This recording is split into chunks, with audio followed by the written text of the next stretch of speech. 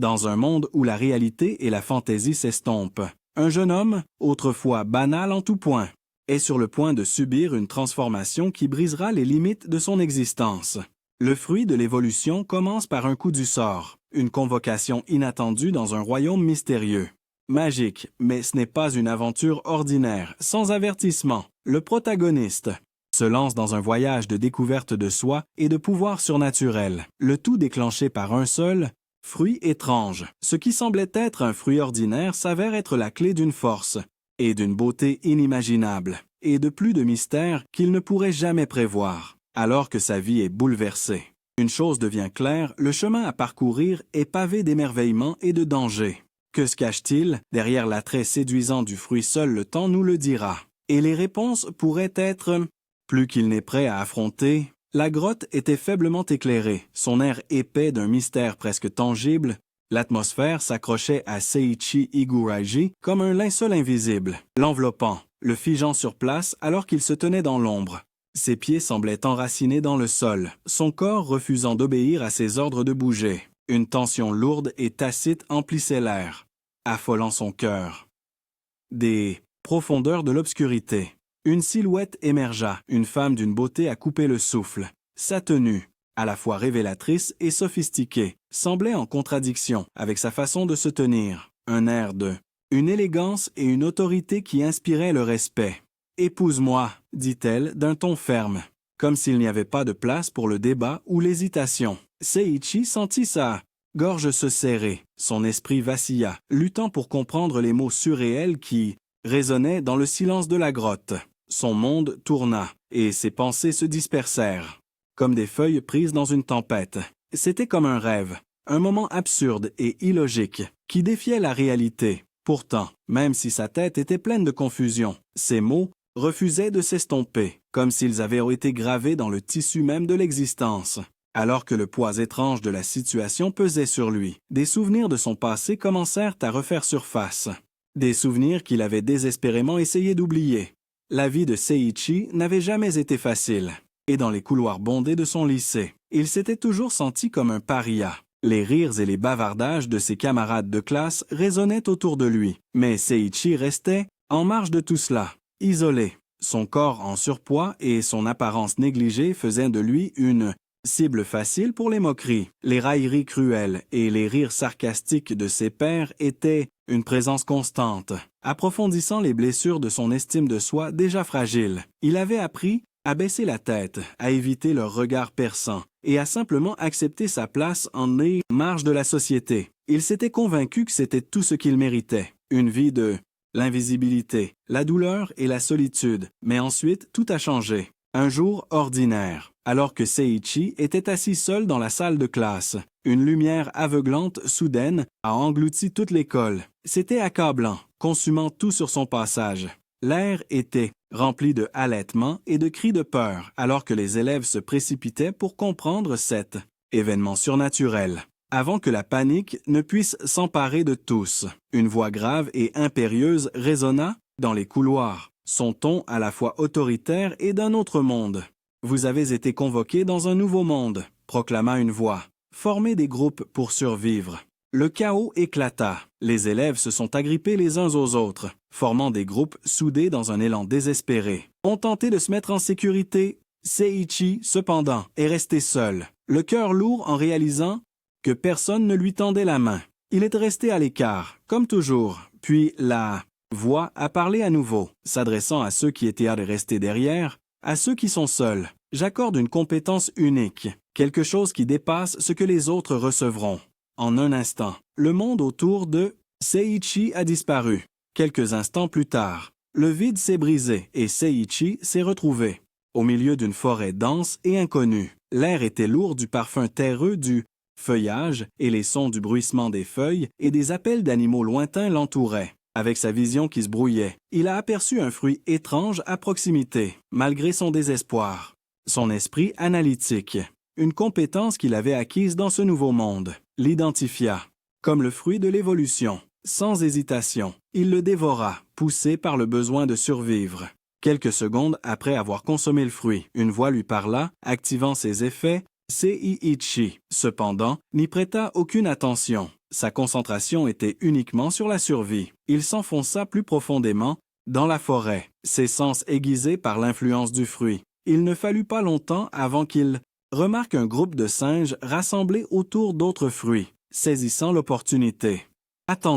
Attendant son heure, jusqu'à ce que les singes soient distraits. Silencieusement, il s'avança et attrapa plusieurs fruits pour lui, ainsi que quelques potions de récupération qu'il mit de côté pour plus tard. Pendant ce temps, à l'autre bout du continent, les camarades cadres de classe de Seiichi se sont réunis dans une cour ouverte. Kazuki, le délégué de classe, a fait l'appel, son front se fronçant quand il a remarqué que Seiichi manquait à l'appel. Le groupe a échangé des regards inquiets, mais personne n'a exprimé son inquiétude.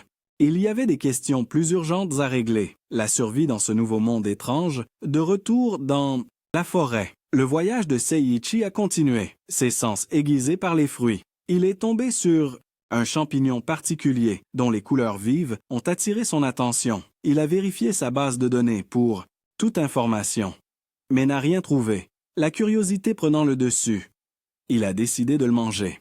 L'effet a été immédiat. Son corps s'est crispé et il s'est effondré, paralysé. Quand il a repris conscience, il s'est forcé à manger un autre fruit de l'évolution. Malgré son goût amer, presque instantanément, il a senti son corps déborder d'une force nouvelle. Mais ses ennuis étaient loin d'être terminés. Les singes sont revenus, les yeux remplis de rage, et l'ont attaqué. Il a bu des potions de soin, essayant de se défendre. Mais les singes étaient trop forts. L'un d'eux l'a frappé, ses griffes déchirant sa chair, alors que le singe s'apprêtait à porter un coup fatal. Quelque chose d'inattendu s'est produit. La puanteur des blessures de Seiichi a submergé la créature, la tuant instantanément.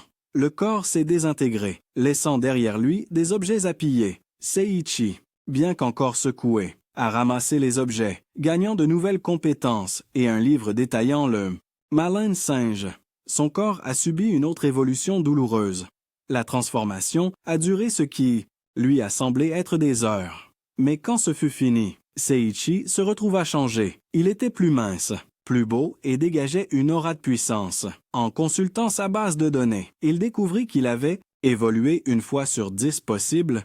5 mois passèrent et Seiichi s'était pleinement adapté à la vie dans la forêt. Il avait acquis des dizaines de compétences, devenant un chasseur redoutable, capable d'abattre facilement des créatures dangereuses comme des arclous. Au cours d'une de ses chasses, il tomba sur une arme légendaire et apprit à manier la magie de l'eau. Peu de temps après, il évolua pour la 9e fois, sa force atteignant de nouveaux sommets. Cependant, son voyage était loin d'être terminé. Quelques instants après sa dernière évolution, il s'est retrouvé entouré de nouveau par des singes. Cette fois, ils étaient menés par leur chef rose, Syria, une puissante gorille. Seiichi vérifia son niveau et fut saisi de terreur. Elle était bien plus forte que tout ce qu'il avait jamais affronté. Syria ne perdit pas de temps et attaqua avec des mouvements rapides et précis. Seiichi essaya de raisonner avec elle, mais son assaut incessant ne montrait aucun signe d'arrêt, alors que la bataille faisait rage.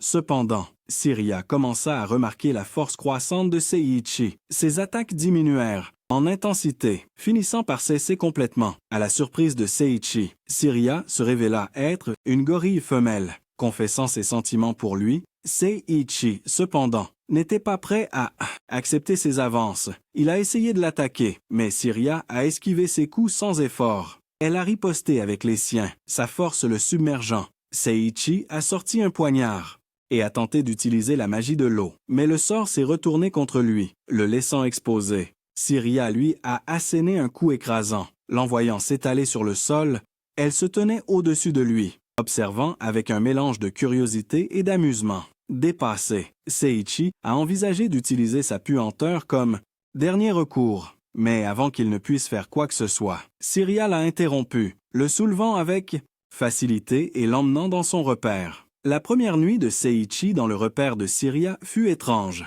Il s'est réveillé et a découvert que Syria lui avait préparé le petit déjeuner, un acte qui a déconcerté et l'intrigua. Au début, son orgueil l'empêcha de manger, mais sa faim finit par l'emporter et il en prit une bouchée. À sa grande surprise, la nourriture était délicieuse. Syria le regarda avec une expression satisfaite, ses yeux s'adoucissant en le voyant apprécier sa cuisine. Au fil des jours, Seiichi s'habitua à sa nouvelle vie. L'antre de Syria, autrefois un lieu d'incertitude, commença à ressembler à un sanctuaire. Le lien entre eux se renforça, bien que Seiichi luttait contre ses sentiments pour elle.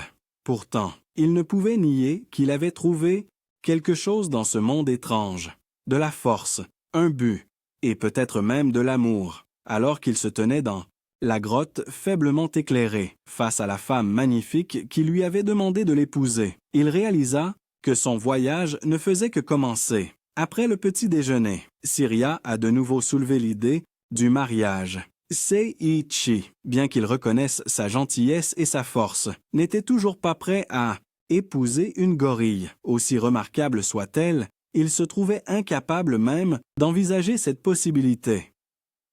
Sachant qu'une telle relation était impossible, Syria n'a pas insisté. Davantage cette fois-ci, mais s'est discrètement éloigné pour faire la vaisselle, lui laissant de l'espace. Seiichi, pendant ce temps, envisageait de s'enfuir. L'idée de s'échapper de la grotte et de retrouver sa liberté était tentante. Mais avant qu'il ne puisse agir, Syria est revenue avec des livres à la main. Elle a expliqué que ces livres contenaient des sorts qui pourraient l'aider à survivre dans la dangereuse forêt. À contre-cœur, Seiichi commença à lire.